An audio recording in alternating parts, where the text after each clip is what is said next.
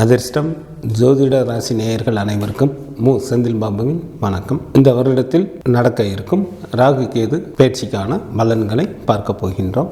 April மாதம் 26ஆம் தேதி சனிக்கிழமை மாலை 4:20 ராகு பகவான் பூரட்டாதி நட்சத்திரம் 4ஆம் பாதம் மீன ராசியில் இருந்து பூரட்டாதி நட்சத்திரம் 3ஆம் பாதம் கும்ப ராசியில் பிரவேசிக்கிறார். ஏப்ரல் மாதம் 26ஆம் தேதி சனிக்கிழமை மாலை 4:20 கேது பகவான் உத்திரன் நட்சத்திரம் 2ஆம் பாதம் கன்னிராசியில் இருந்து உத்திரன் நட்சத்திரம் 1ஆம் பாதம் சிம்ம ராசியில் பிரவேசிக்கிறார். ராகு மற்றும் கேது பகவானின் பயிற்சியினால் 12 ராசிகளில் பிறந்தவர்களுக்கும் என்ன பலன்கள் கிடைக்கப் போகின்றது, பரிகாரம் என்ன செய்யலாம் என நாம் பார்க்கலாம். பிதுர்காரகரான சூரியனை ராசி அதிபதியாக கொண்ட சிம்மராசி என்பர்களே, தங்களது ஜென்ம ராசியிலேயே கேது பகவானும் ராசிக்கு 7ஆம் இடத்தில் ராகு பகவானும் அமர்வதால் தங்களது திறமைகள் நன்கு வெளிப்படுத்துவதற்கு ஏற்ற காலமாக உள்ளது. கணவன் மனைவி உறவு நன்றாக இருக்கும். குழந்தை இல்லாத தம்பதியினருக்கு குழந்தை பாக்கியமும் கிடைக்கப் போகின்றது. எந்த ஒரு காரியத்திற்கும் தங்களது சுய முடிவே தங்களுக்கு நன்மையை தரும். பொன் பொருள் சேர்க்கை உண்டாகும். சில அன்பர்களுக்கு வீடு, வண்டி, வாகனம் போன்றவைகள் வாங்குவதற்கும் வாய்ப்புகள் மிக அதிகம். குடும்பத்தில் இது நாள் வரை தடைப்பட்ட சுப காரியங்கள் இனி கைகூடும். கணவன் மனைவி இடையே இருந்த பிரச்சனைகள் நீங்கி நெருக்கம் அதிகரிக்கும். பொருளாதார நிலை நன்றாக இருக்கும். பண வருவாய் அதிகரித்தாலும் செலவுகளும் அதிகரிக்கும். தங்களது முக்கிய தேவைகள் அனைத்தும் எளிதில் பூர்த்தியாகும். தங்களது ராசிக்கு 7ஆம் இடத்தில் ராகு பகவான் அமர்வதால் புது நண்பர்கள் அறிமுகம் ஆவார்கள். வெளிவட்டார தொடர்பு அதிகரிக்கும். பூர்வீக சொத்தில் இருந்த பிரச்சனைகள் நல்ல விதமாக முடிவிற்கு வரும். புதிய நண்பர்களை நம்பி எந்த ஒரு புது முயற்சியிலும் தற்சமயம் ஈடுபட வேண்டாம். வேலையில் இருப்பவர்களுக்கு எதிர்பார்த்த பதவி உயர்வு மற்றும் ஊதிய உயர்வு கிடைக்கும். அரசு வேலை மற்றும் அரசியல்வாதிகளுக்கு இது நாள் வரை இருந்து வந்த நெருக்கடிகள் நீங்கும். பெயரும் புகழும் உண்டாகும். தனியார் துறையில் வேலை செய்பவர்களுக்கு ப்ரமோஷன் கிடைக்கப் பெறுவீர்கள். தங்களுக்கு இருந்த கடன் சுமைகள் நீங்கும். நீங்கள் கொடுத்து நீண்ட காலமாக வராமல் இருந்த பணம் திரும்ப வரும். சில சிம்மராசி அன்பர்களுக்கு பணி சுமை அதிகரிக்கும்.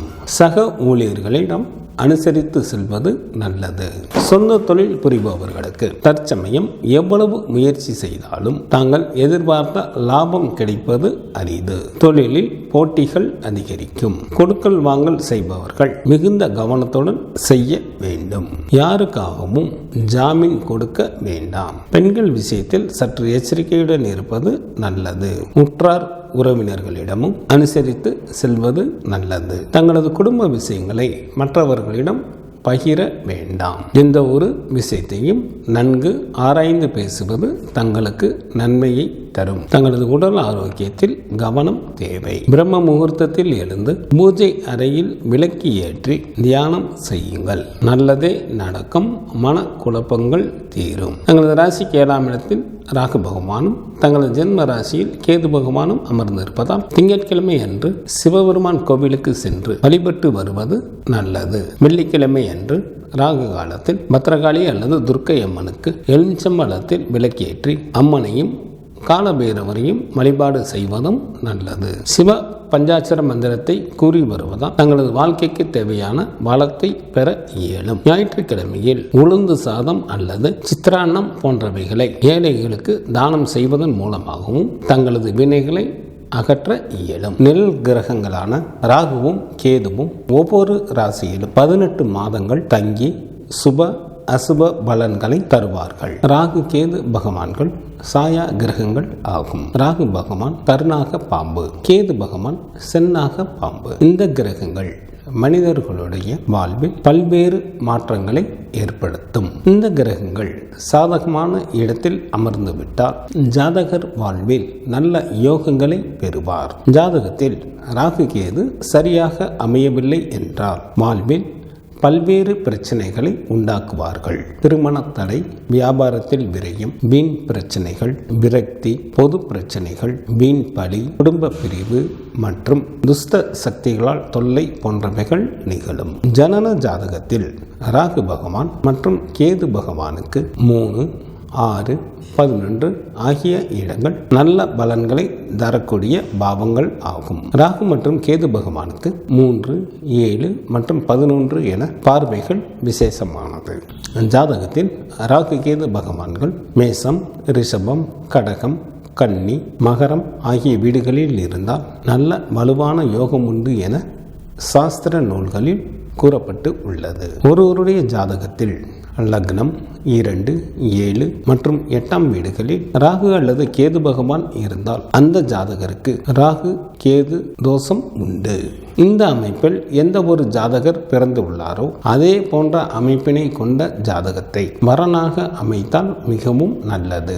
அமாவாசை தினத்தன்று ராகுவின் கதிர்கள் அதிகமாக பூமியில் வந்து விழும். நம்முடைய மூதாதையர்களும் ராகு பகவானைத்தான் குறிக்கும். அதனால் தான் நம்முடைய மூதாதையர்களுக்கு அமாவாசையில் திதி கொடுக்கின்றோம். அவ்வாறு திதி கொடுப்பதன் மூலமாக நம்முடைய மூதாதையர்களின் ஆசீர்வாதம் நமக்கு கிடைக்கும். இதனால் நமக்கு பாதுகாப்பு அதிகரிக்கும். ராகு பகவான் தீராத ஆசையை உண்டு பண்ணுவார். கேது பகவான் தீராத கடமையை உண்டு பண்ணுவார். ஒருவரது ஜாதகத்தில் அமர்ந்துள்ள ராகு பகவான் போன ஜென்மத்தில் நமக்கு உள்ள தீராத ஆசையை எடுத்து காட்டுவார். கேது பகவான் போன ஜென்மத்தில் நமது நிறைவேறாத கடமையை எடுத்து காட்டுவார். போன ஜென்மத்தில் நாம் செய்த செயல்கள் அனைத்தையும் மூட்டையாக கட்டிக்கொண்டு கேது பகவான் கொண்டு வருவார். ராகு பகவான் அதனை பிரித்து அதற்கு ஏற்ற பலன்களை வழங்குவார். ராகு பகவானுக்கு ஒரு விஷயம் வேண்டுமென்றால்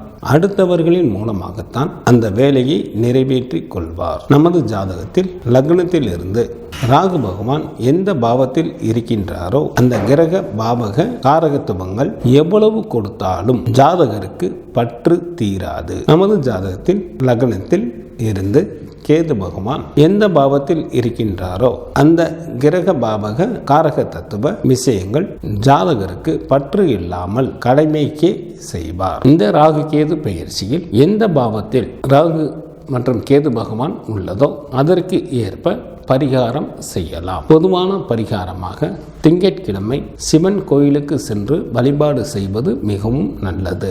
ஜாதகத்தில் ராகு கேதுக்கள் உள்ள நட்சத்திரத்தின் அதிதேவதைக்கு அர்ச்சனை செய்யலாம். பாம்பின் மேல் பள்ளி கொண்டிருக்கும் பெருமாள் கோவிலுக்கு சென்று வழிபாடு செய்வதும் நல்லது.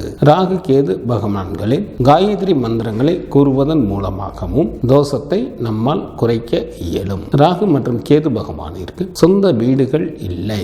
எந்த ராசியில் அமர்கின்றாரோ அந்த ராசியின் அதிபதியை போல செயல்படுவார்கள். ராகு பகவான் சனி பகவானின் வீடான கும்பராசிக்கு செல்ல போகின்றார். ராகு பகவான் சனி பகவானை போலவும் கேது பகவான் சூரிய பகவானின் வீடான சிம்ம ராசிக்கு செல்ல போகின்றார். கேது பகவான் சூரிய பகவான் போலவும் செயல்பட உள்ளார். இங்கு சொல்லப்படுபவைகள் பொது பலன்களே.